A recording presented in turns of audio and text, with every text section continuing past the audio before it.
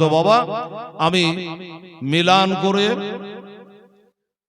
দুই ভাইয়ের সেই বাল্যকালের কথাগুলো আপনাদের সামনে আমি বলতেছিলাম। এইভাবে বাল্যকালের কথাগুলো বলতে গেলে একটার পরে একটা বাবা বেড়ে যাবে। আজ খতম হলে আরো 5টা দিন থাকবে, অনেক কথা বলার আছে ভাই শুনুন। এবার কালকে বলেছিলাম ইজিদের বাবা হযরত আমির মুআবিয়া রাদিয়াল্লাহু তাআলা আনহু ইন্তেকাল হয়ে গেছে, ইজিদ বাদশা হয়েছে।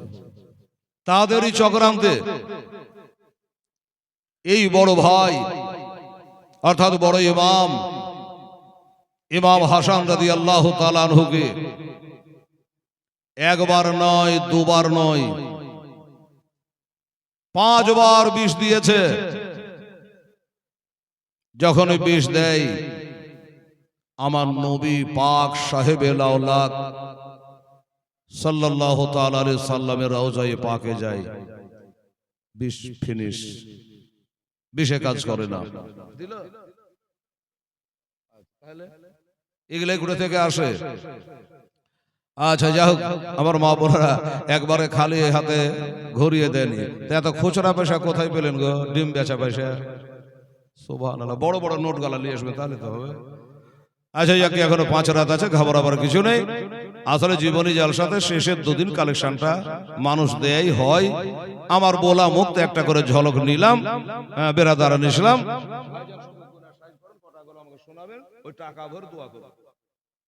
আচ্ছা এবার বারবার বিষ দেয়, কখনো খেজুরের সঙ্গে, কখনো খোরমার সঙ্গে, এইভাবে বিষ দেয়। আমার নবী পাকের রওজা তাহারে চলে যায় বিষ বাবা, পানি হয়ে যায়, কাজের কাজ হয় না। ওই গিরগিটের বেটা মারওয়ানের নাম আপনারা শুনেছেন বাবা। এই চক্রান্ত তো বাবা ছিলই। দেখলো ইমাম হাসানকে যদি মদিনা থেকে বাহির করা না যায় তাহলে বিষ কাজ করবে না, বিষে কাজ করবে না। যেভাবে হোক এ মারওয়ান হাজির পোশাক পরে ছদ্মবেশে বাবা একদিন ইমাম হাসান রাদিয়াল্লাহু তাআলা আনহুকে বাবা বলে হুজুর, হাজার হলো আপনি আমাদের বিশ্ব নবীর বড় নাতি, শুনলাম বারবার করে আপনাকে বিষ দেওয়া হচ্ছে, আর এই বিষ পান করে নবীর রওজা পাকে চলে যাচ্ছেন, বিষ আর কাজ করে না। এমনও তো হতে পারে হয়তো বিষ পান করে নবীর রওজাতে যেতে পারলেন না, তখন আপনার কি অবস্থা হবে?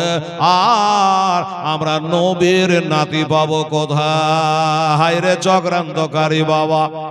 এবার ভালো মানুষের ভালো বাবা মন চিন্তা করে, কথাটা তো মন্দ না, কথাটা মন্দ না।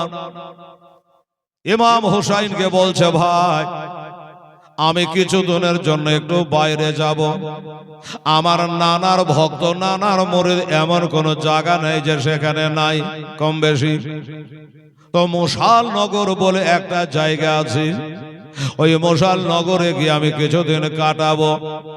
বলে ভাই ঠিক আছে যাও, তুমি হলে বড়, আমি হলো ছোট, তোমাকে বাধা দিতে পারি, যেটা ভালো মনে করো। কিছুদিনের জন্য ওই মদিনা ছেড়ে মশাল নগরে চলে গেছে বাবা। ওইখানে যাওয়ার পরে এলাকার মানুষেরা সবাই জানো বাবা আনন্দ আত্মহারা, আল্লাহ আল্লাহ, হাজার হলো আমাদের নবী পাকের নাতি, শেরে খোদার ছেলে, মা ফাতেমার বেটা, যারাকে দাওয়াত করে পাওয়া যায় না, আজ বিনা দাওয়াতে বিনা বলায় হঠাৎ করে তিনি চলে এসেছে। সবাই চাইছে আল্লাহ আমার বাড়িতে একটু জায়গা দেব, আমার বাড়িতে একটু থাকতে দেব, আমার বাড়িতে আরাম করবি।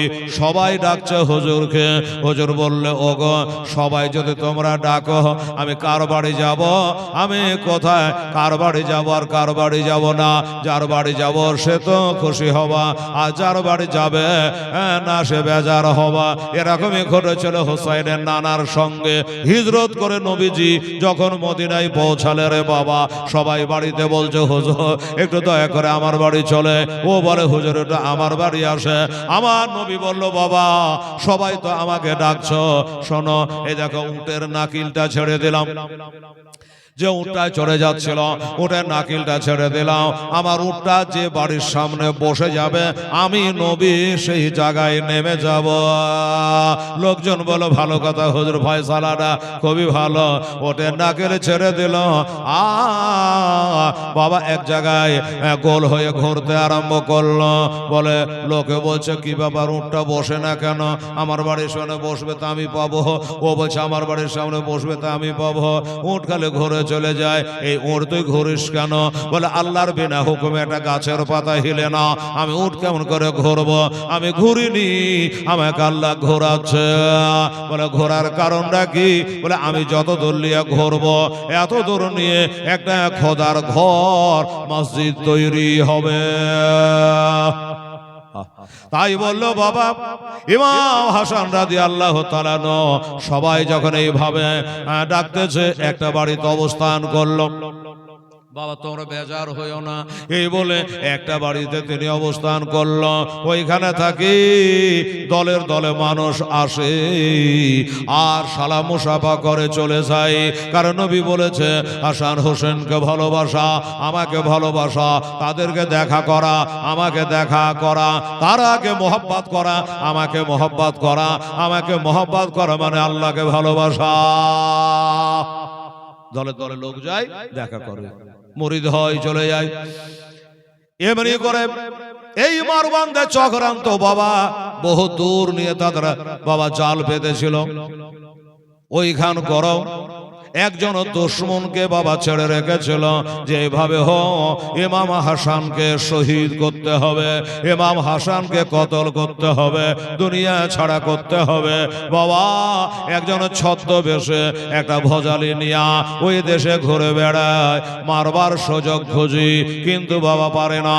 যার বাবা হযরতে আলী রাদিয়াল্লাহু তাআলা আনহুকে ওই কুফার মানুষেরা ওই কুফার জামে মসজিদে ফজরের নামাজের টাইমে আব্দুর রহমান ইবনে মুলজি বাবা ভজালি মেরেছিল।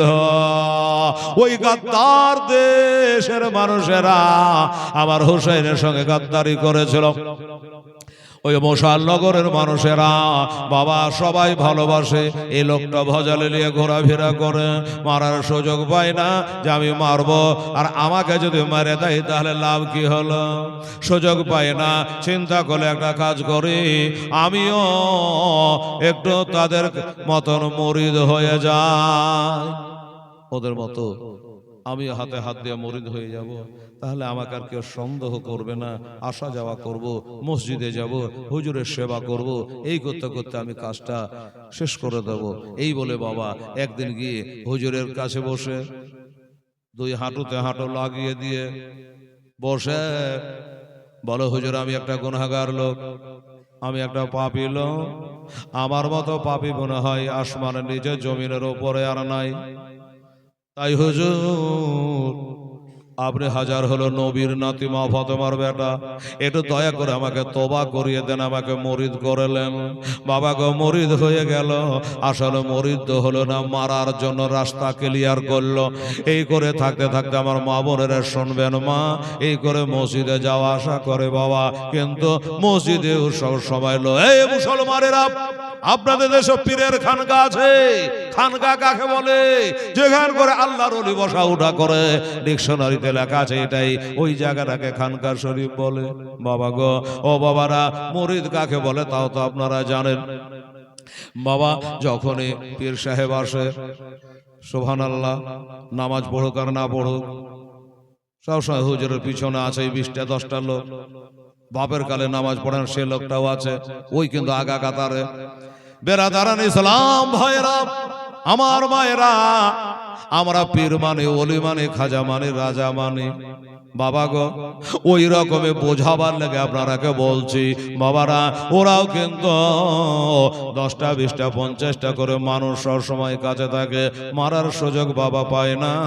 এই করতে করতে করতে করতে বাবা আমার ওই মসজিদে একটা লোক জিজ্ঞাসা করছে আমার ইমাম হাসান রাদিয়াল্লাহু তাআলা কে, হুজুর ওই লোকটা আপনার কাছে হাঁটুতে হাঁটু লাগিয়ে দিয়া বসলো, কি বলছিল হুজুর? আস্তে আস্তে করে বলে বাবা তেমন কিছু বলেনি। লোকটা বলে আমি বড় গুনাহগার, আমাকে মুরিদ করলে। বলে হুজুর আপনি মুরিদ করলেন নাকি? বলে হ্যাঁ করলাম। বলে হুজুর মুরিদটা করে বোধ ঠিক করলেন না। কেন বাবা? বলে হুজুর ওই লোকটা আপনার হাঁটুতে হাঁটু ঠেকিয়ে দিয়ে বসলো, তখন থেকে বুঝে যে পাক্কা বেয়াদব আছে। বাবা পীর সাহেবকে মানেন ঠিক আছে, যদি পীর সাহেবের উপরে চড়ে এলেন তো হবে বেয়াদবি হবে।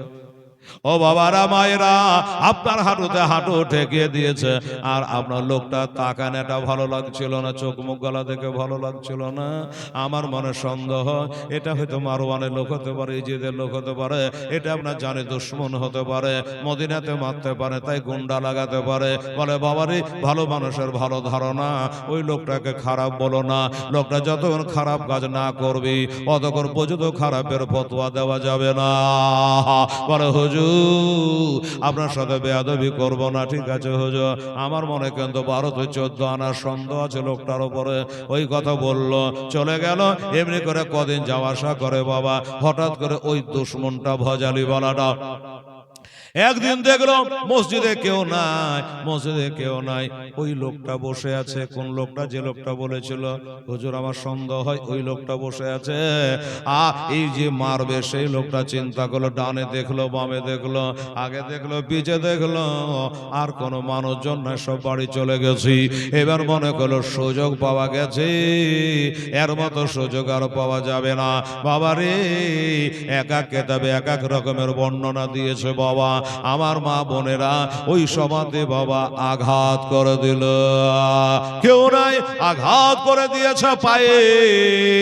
ডান পাটা পুরুষেরা খাড়া করে নামাজ পড়ে, মা বোনেরা বাঁদিকে বিছিয়ে দেয়।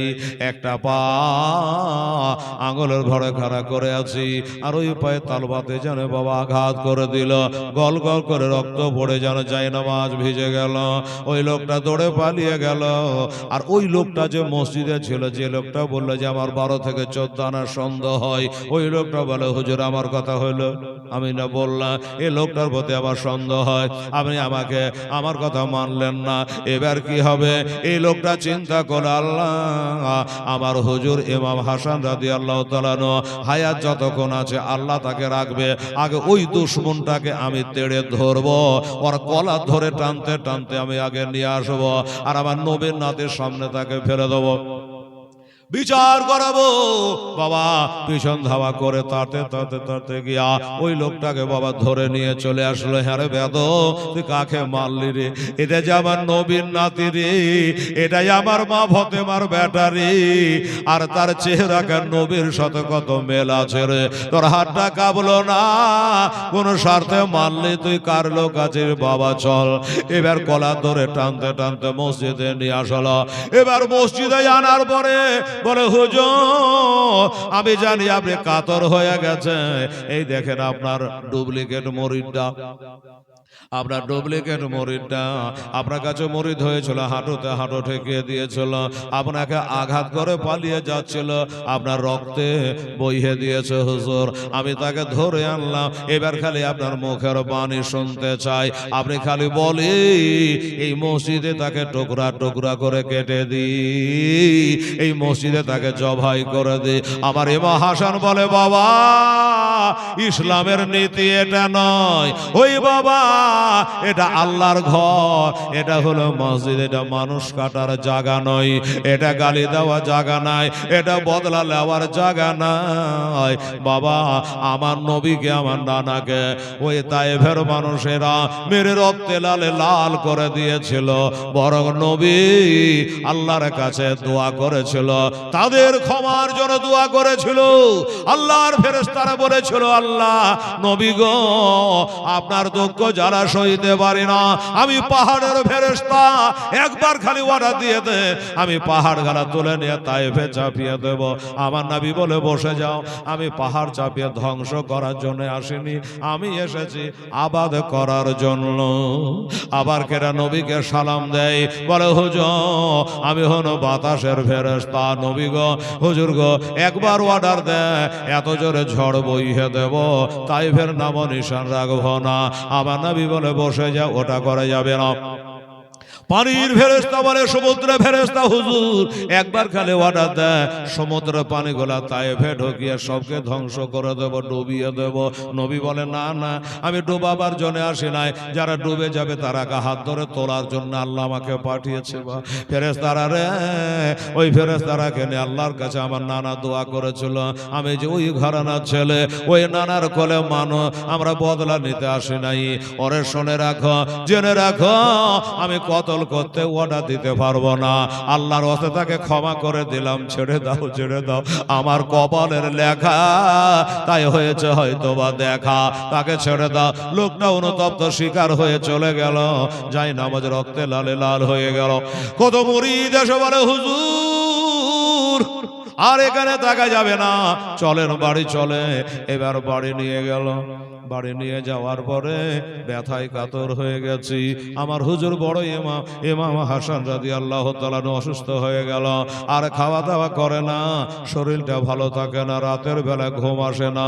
তবে আমার মা বোনেরা গো, বাড়িতে যদি কোনো মেহমান অসুখ হয়ে যায়, ওই মেহমানের দেখভাল যারা করে তারাও কম রোগী হয় না, তারাও বাড়িতে ঘুমাতে পারে না। হাজার হলো মা ফাতেমার বেটা ঘরেও কতরাবে, কষ্ট পাবে, আমরা কেমন করে ঘুমাই, পেটে দানা নাই পানি নাই, কাতর হয়ে গেছে আমার মা ফাতেমার বড় বেটা ইমাম হাসান রাদিয়াল্লাহু তাআলা নতুনে শুয়ে আছে। বাবা একদিন রাতের বেলাতে রে বাবা একটু জানে তার ঘুম এসেছে, ইমাম হাসানের একটু ঘুম এসেছে, আর যেমনি বাবা ঘুম এসেছে একটুখানি ঘুমিয়েছে। বাড়ির মানুষগুলো মনে করলো হয়তো হুজুরের ব্যথা একটু কমেছে, শরীরটা ভালো হয়েছে, আরামে আছে, এই জন্য চোখে একটু নিদ এসেছে, ঘুম এসেছে। আমার ইমাম হাসান একটু ঘুমিয়ে গেছে। বাড়ির মানুষ বলে তাহলে আমরা একটু ঘুমিয়ে এলি, হুজুর যখন ঘুমাচ্ছে ঘুমিয়ে গেছে। এর মধ্যে অল্প সময়ের মধ্যে বাবা আমার ইমাম হাসান রাদিয়াল্লাহু তাআলা বিছানায় উঠে বসে গিয়া মা মা করে কাঁদছে, মা মা করে ছটফট করে কাঁদছে গো। মা তো অনেকদিন হলে ইন্তেকাল হয়ে গেছে, মা মারা গেছে। তারপরে ইমাম হাসান মা মা করে কান্দে। বাড়ির মানুষেরা ছুটে চলে আসলো, হুজুর এত রাতে মা বলে কেন কাঁদলেন, কি হয়েছে হুজুর? বলে আর বলো না, আমার একটু ঘুম এসেছিল, আর ওই ঘুমের ঘরে স্বপ্ন দেখলাম, এই জানো ওই মদিনার জান্নাতুল বাকি হাসে কাউকাবের বাগান থেকে আমার মা ফাতেমা যেন আমার বালিশের গোড়ায় বসে, আমার মাথার গোড়ায় বসে আমার গায়ে হাত বোলাচ্ছে, আর বলছে বেটা হাসান রে, ওরে বড় বেটা হাসান রে, তোর কষ্ট মানে আমার কষ্ট রে বেটা, ওরে বেটা ওই মারওয়ানের পাল্লায় পড়ে, ওই দুশমন চক্রান্তদের চক্রান্তে পড়ে বেটা তোর মদিনা ছাড়া ঠিক হয়নি রে, ওরে বেটা মদিনা ছাড়া এইখানে কেন আলি রে, ওই দুশমনদের কথা শুনে মদিনা ছাড়া তো ঠিক হয়নি বেটা। আমি তোর মা এই কথাটা বলার জন্য আমি কবর থেকে মদিনা থেকে চলে আসছি রে বেটা, তোর ব্যথায় কবরে আমি থাকতে পারলাম না রে, ওরে আমার পহিলকার বেটা রে আসল রে, তোর ছোট ভাই হোসেনকে ছেড়ে তুই এখানে কেন আসলে বেটা, আমি তোর মা তোকে অর্ডার করি রে বেটা, তুই যাকে দিয়ে পারি তোর ছোট ভাই হোসেনকে ডেকে বেটা, একটু হোসেনকে ডেকে আর ইমাম হোসেনকে ডেকে যত তাড়াতাড়ি হয় তুই মদিনায় চলে আয়, যত তাড়াতাড়ি হয় তুই একটু মদিনায় চলে আয়। আমার মা জানো বলল, ঘুম ভেঙে গেল। এবার ঘরের কোনায় কোনায় ডানে বামে আগে পিছে দেখছি, আর মাকে খুঁজে পাচ্ছি না। ওরে বাবা, আজ কতদিন পরে আমার মাকে স্বপ্ন যোগে দেখলাম গো, এই জন্য জানে আর থাকতে পারি না। তাই আমি একটু চিৎকার করে কান্না করেছিলাম। এই বাবারা, আল্লাহ তোমাদের ভালো করবে। তোমরা একটা কাজ করতে পারো না? বলো কি কাজ? বলে যে প্রকার হোক, যেমন করে হোক, আমার মার পেটের ভাই আমার ইমাম হোসেন রাদিয়াল্লাহু তাআলা আনহু, আমার ওই ভাই হোসেনকে একটু তোমরা ডেকে দাও, আমি মদিনায় যেতে চাই। বাবারা, আমার মা বোনেরা, এবার হোসেনকে ডাকা হলো। উনিও চলে আসলো বাবা। আসার পরে ভাইয়ের সঙ্গে দেখা, ভাইয়ের অবস্থা দেখে চোখের পানি থামে না। বলে, হোসেন রে, ওরে আমার ছোট ভাই একবার কলেজায়, আবার কলেজায় আগুন জ্বলে রে। ওরে ছোট ভাই আয়, আমার মুখ কানে আয় রে। আজকে রাতে স্বপ্ন যোগী আমি আমার মাকে দেখলাম রে। ওই মা আমার গায়ে হাত বোলাচ্ছিল রে। আমার মা ডেকে তাড়াতাড়ি বলল, বেটা তোর ভাই হোসেনকে ডেকে বেটা, আর হোসেনকে ডেকে পাঠিয়ে যত তাড়াতাড়ি হয় তুই মদিনায় চলে যায়। তাই তোকে ডেকে পাঠিয়েছে ছোট ভাই। আমি ভুল করে নাই করে যা করার করেছি, মদিনা ছাড়া আমার ঠিক হয়নি রে। যেই মদিনা একটা নেকি করতে গেলে বাবা 50,000 নেকি হয়ে যায়। যেই মদিনা এক রাকাত নামাজ পড়ে বাবা 50 রাকাত 1000 নেকি পাওয়া যায়, ওই মদিনাকে ছাড়ে রে, যেখান করে 70,000 মালায়েকা ডেলি এসে নানা রওজা জিয়ারত করে রে। তাই ভাই হোসেন আমাকে নিয়ে চলো, এটা নিয়ে চলো। এবার ছোট ভাই হোসেন নিয়ে যাচ্ছে বাবা। চলেন ভাই, মদিনা চলে, আমাদের জন্মস্থান হলো মদিনায়। এবার মদিনায় নিয়ে যাচ্ছে। রাস্তায় কথা হচ্ছে, হোসেন রে আমার কলেজার ভাই রে, একটা কথা বলছে। ভাই তোকে বললো কি কথা? বলে আমি যাব ঠিকই রে, তবে দুনিয়াতে কতদিন আছে তুইও জানিস না, আমিও জানি না রে ভাই।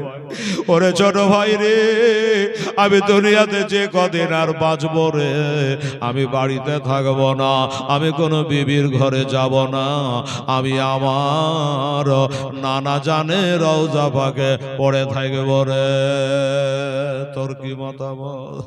বলছে, দাদা গো, নানা রওজাতে নাতি থাকবে, আমি কি নিষেধ করতে পারি, মানা করতে পারে? আপনি যেটা ভালো মনে করে। বাবা কেন থাকবেন না, কোনো কথা নাই। এবার চলে গেল নানা রওজা পাকে বাবা, আবার থাকতে লাগলো রে বাবা। এইভাবে থাকতে থাকতে থাকতে কিছুদিন থাকলো। থাকার পর একদিন হোসেন বলছে, বড় ভাই, ও বড় ভাই শোনো, এইখানে আর আপনার থাকা যাবে না। কেন থাকা যাবে না?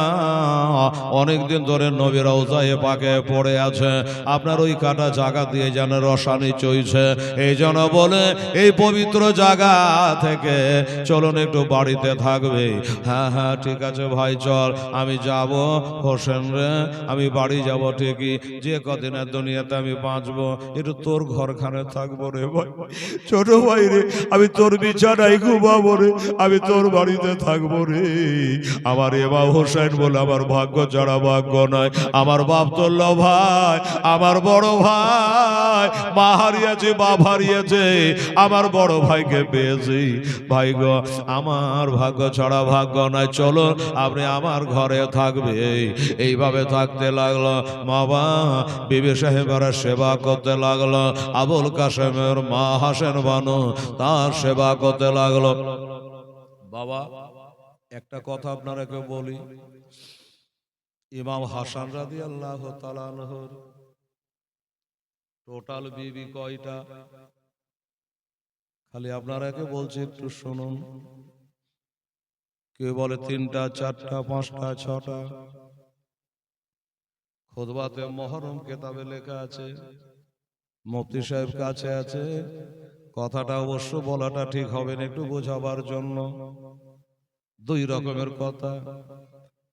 কয়টা বিবি? তো লিখতেছেন শৌকে করিব 100-র কাছাকাছি। অবাক হলেন, আশ্চর্য হলেন। একটা বিয়ে করতেন, 2 দিন 3 দিন রাখতেন, ছেড়ে দিতেন, তালাক দিয়ে দিতেন। যে বাড়ির মেয়েটাকে তালাক দিতেন তার পাশের বাড়ির মেয়ের হাত ধরে তার বাপ দাঁড়িয়ে থাকতো বিটি দেওয়ার জন্য। 2-3 দিন পরে ওটাকে তালাক দিয়ে দিতেন।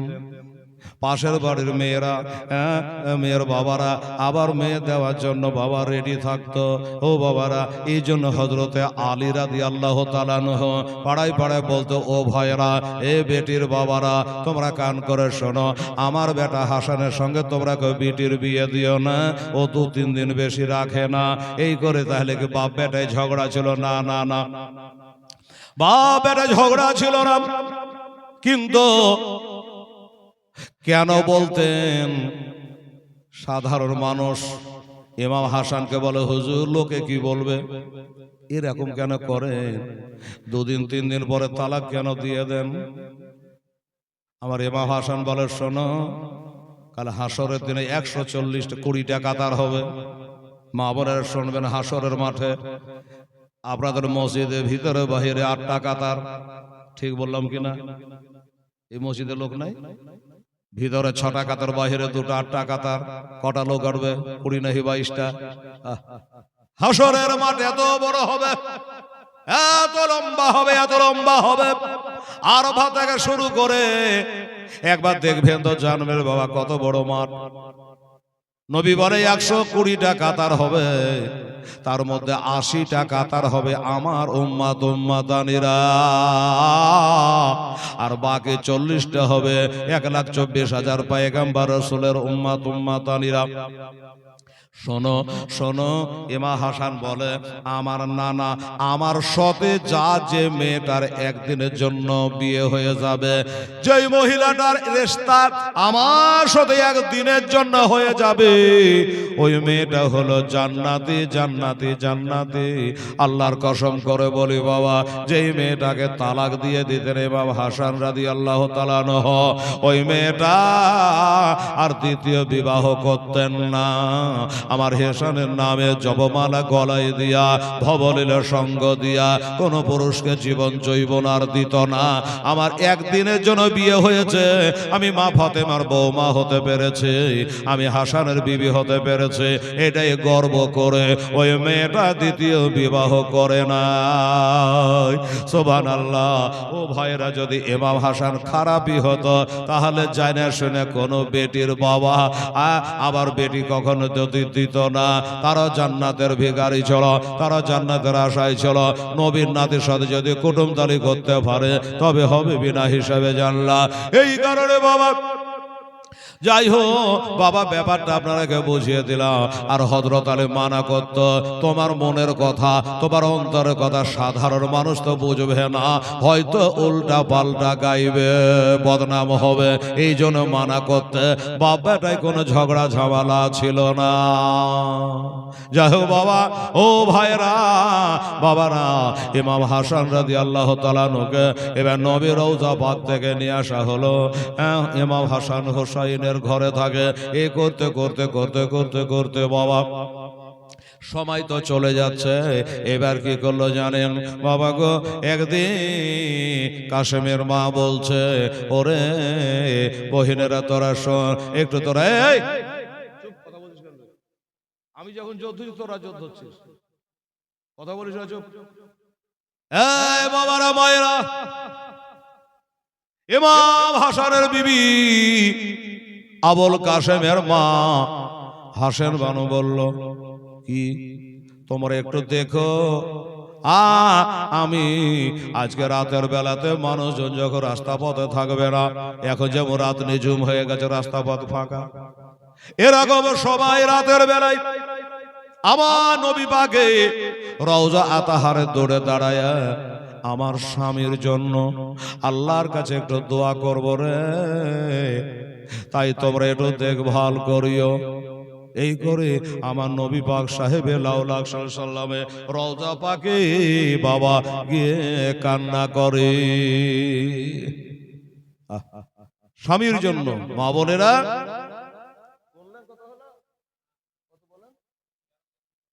1371 টাকা। আল্লাহু সামাদ। যাই হোক, আমার মা বোনেরা ভাইরা আলেমের কথায় প্রাধান্য দিয়েছে। একটা ঝলক বলেছি, 1371 টাকা আপনারা দিয়েছেন, তার মানে 1371 টাকা। আর 129 টাকা হলে 1500 টাকা হবে। হবে কারো কাছে দেওয়া যাবে 10-20 টাকা করে? এ বাবা, যে বাবজি যাচ্ছিলেন কালেকশন করছিলেন, একটু বেটা ছেলে বেটি ছেলে সবার কাছ থেকে, আর 100 ওই 29 টাকা একটু দেখেন তো কি পারা যায় কি? সুবহানাল্লাহ, আলহামদুলিল্লাহ, জাযাকাল্লাহ। একবার দরদে আমার গড়ায় সালাম জাগে আছে সোনার মদীনাই। এই ভাই দাদারা দেন, আরে 100 200 500 করে 50 করে দেন, দিয়ে একটু টাকাটা বুঝিয়ে দেন, 2000 টাকা বুঝিয়ে দেন। এতগুলো মানুষ আছেন আপনারা, অন্য জায়গা থাকলে তো 1300 লাই 1500 লাই 2000 টাকাই বলতাম। দেখি আমার কাছে আসেন। আচ্ছা 20 টাকা, আর একটু হাঁটেন তো, দেখেন তো কেউ দেয় তো, লিয়ে আসে, লজ্জা করবেন না।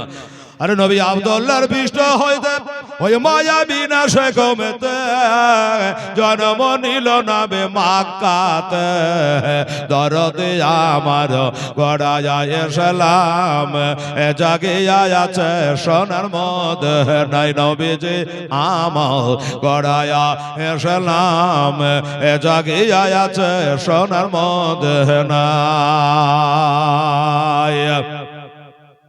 আরে নবী কত কষ্ট করিয়া ওই ময়দানে লড়িয়া, নবী কত কষ্ট করিয়া ময়দানে লড়িয়া গন্ধ শহীদ কইরা যায় হাই। নবীজি আমার গড়ায়া সালাম জাগিয়া আছে সোনার মদীনায়।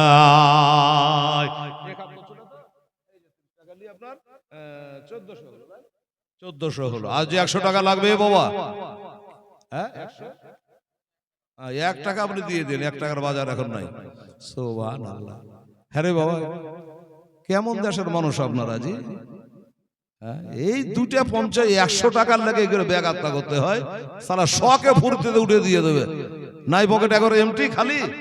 হায় হায় হায়, 100 টাকা নাই কারো কাছে রে মা বোনেরা, কারো কাছে নাই, আছর একদম ফাঁকা। সুবহানাল্লাহ। না হপ্তা টপ্তা পাননি?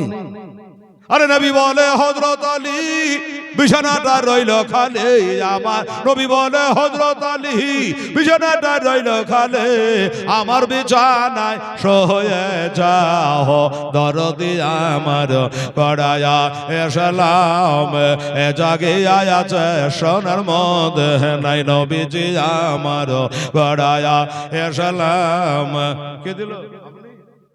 আলহামদুলিল্লাহ, সুবহানাল্লাহ সুবহানাল্লাহ। 50 টাকা দিয়ে দিয়েছেন ভাই আমার, 50 টাকা দিয়েছে বাবা। আর 50 টাকা কে পারবে তাড়াতাড়ি? আলহামদুলিল্লাহ। এই যে কত আছে?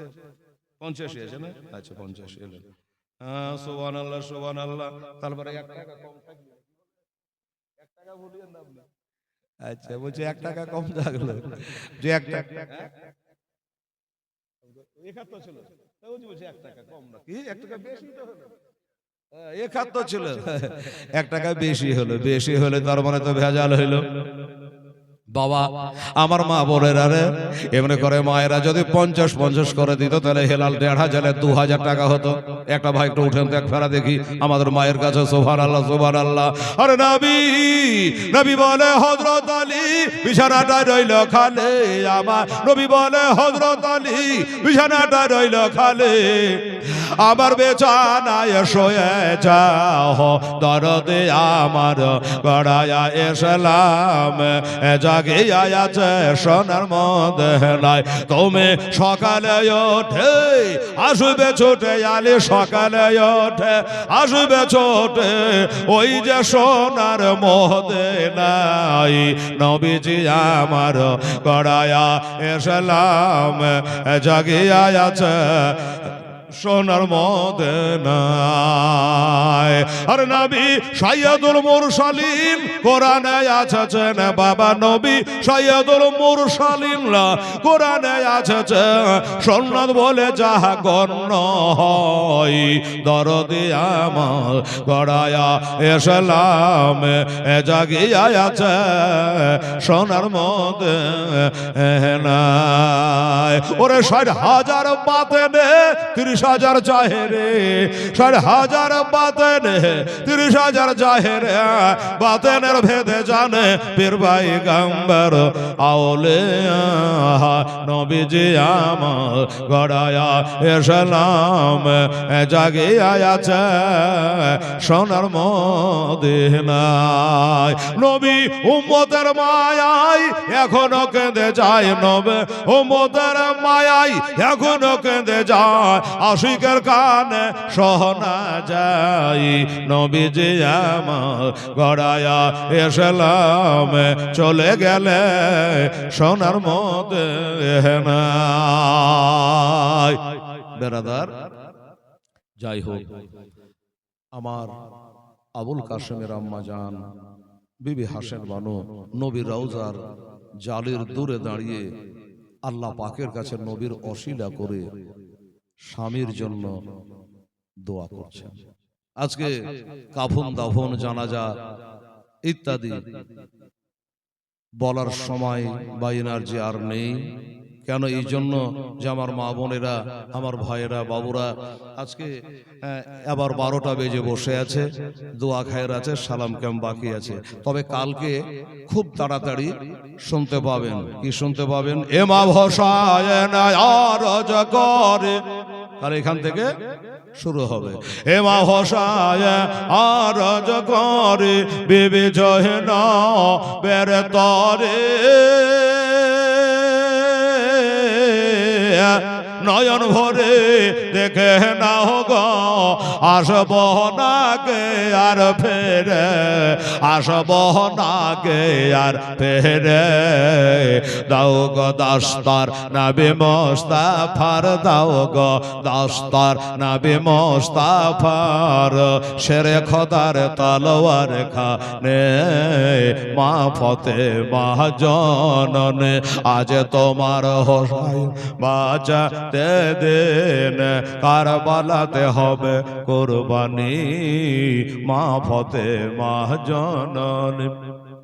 মায়ে রওজার জালে ধরে, ওই যে হোসেন কাল চলে যাবে মদিনা থেকে মক্কা, তাই বলছে মায়ে রওজার জালে ধরে মোর হোসাইন আজ কেঁদে বলে, বিদায় দেন গো মা জননে, আজ কারবালাই যাচ্ছে চলে, কারবালাই যাচ্ছে চলে, আজ বিদায় দিতে মা জননীর, বিদায় দিতে মা জননীর, বহে যাই চোখের পানি ও গো মা ফাতেমা জননী। মাশাআল্লাহ, এইখান থেকে আগামীকাল ইনশাআল্লাহুল আজিজ শুরু করব। আমার মা বোনের, আমার ভাইয়েরা ইনশাআল্লাহ যথা টাইমে আপনারা এসে হাজির হবেন। এই যে আমার ইউটিউবারেরা কত দূর থেকে, সেই অমৃতি না কি বলেন, অমৃতি না, 7টারি, 7টারি থেকে এত এই টিপাটভর বৃষ্টিতে দেখেন কত কষ্ট করে তারা মোটরসাইকেল চালিয়ে ভিজে এসেছে। সুবহানাল্লাহ। আর আমার মা বোনেরা আসছেন ঠিক আছে, কিন্তু খুব লেটে, আমার আওয়াজ না পেলে কেউ বার হচ্ছেন না।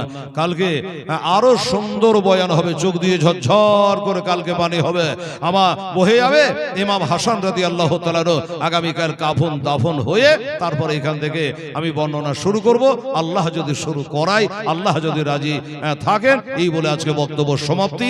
ওমা আলাইনা ইল্লাল বালাগ।